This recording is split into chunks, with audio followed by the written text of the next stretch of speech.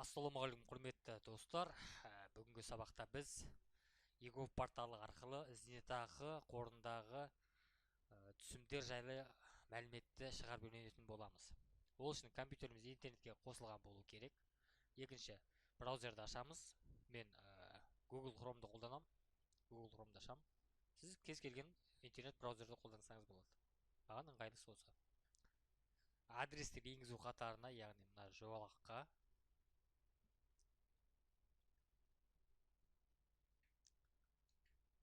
egov.kz деп жазамыз және интер батырмасын шертеміз. Сайт ашылған сәтте оң жақ жоғары бұрышта кіру немесе тіркелу деген батырма бар. Кіру батырмасын шертеміз. Кірудің бірнеше әдісі бар. Бірінші әдіс ол логин пароль арқылы, екінші электронды цифрлы қолтаңба арқылы, үшінші сим картадағы рецепт арқылы, төртінші бір реттік жасырын пароль, яғни сіздің нөміріңізге пароль келеді уақытша, сол арқылы. Бесінші digital ID, яғни веб камераңыз болу керек. Алтыншы смартфоныңыздағы egov мобайл қосымшасы арқылы көруіңізге болады. Біз екінші әдісті қолданамыз, яғни ETSP әдісін. ETSP басамыз.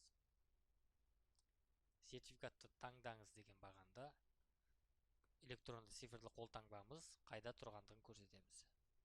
Менде флешкада тұр.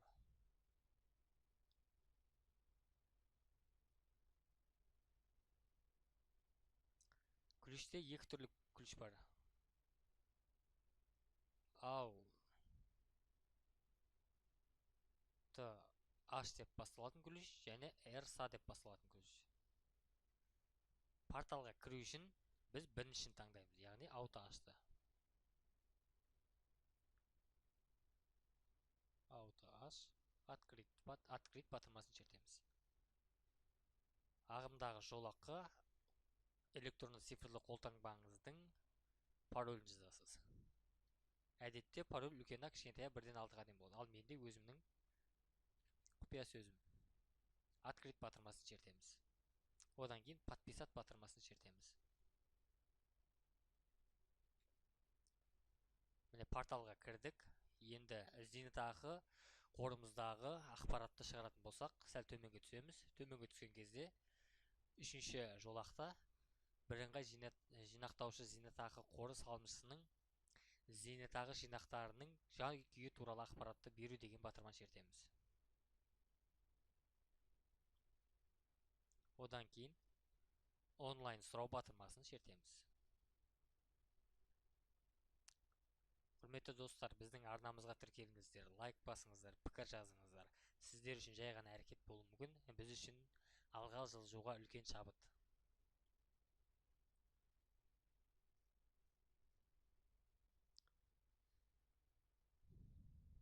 Келесі қадамда біз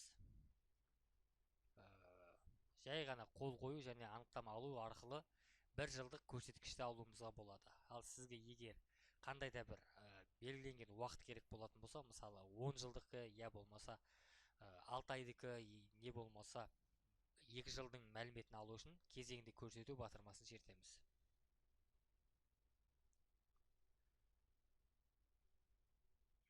Осы жолақта, яғни қай күннен бастап қай күнге дейінгі мәліметті шығарғыңыз келеді, сол датаны жазсаңыз болады. Яғни мына жерге 2018 жылдан 2020 жылға дейінгі мәліметті көрсетсек, 2 жылдық зейнетақы жинақтаушы қорындағы мәліметті шығарып беруге болады. Ал үнсіз күйде бұл 1 жылдықты шығарамыз. Біз 1 жылдық анықтаманы шығару үшін қол қою және анықтаманы алу батырмасын шертеміз. Одан кейін біз электронды цифрлы қолтаңбаны қолданып шығарамыз. Егер сізде ол цифрлы қолтаңба болмаса, сіз SMS код арқылы шығаруыңызға болады. Менде электронды цифрлы қолтаңба арқылы. Сондықтан екіншісін таңдаймын. Одан кейін біз ключіміз флешкада, содан кейін ақпарат тасымалдағыш деген таңдаймыз. Ақпарат тасымалдағыш. Одан кейін ключіңіз қайда орналасқандығын көрсетесіз. Менде флешкада.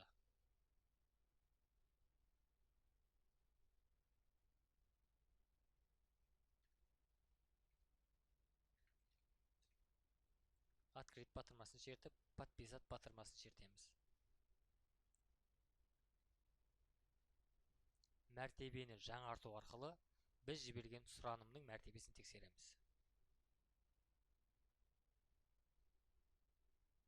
Міне, бізге екі тілдегі ақпаратты шығарып береді. Қазақ және орыс тілінде. Керектісін алып, өзіңізге жүктеп алып, принтерге печаттасаңыздар болады. Міне, 1 жылдық көрсеткіш.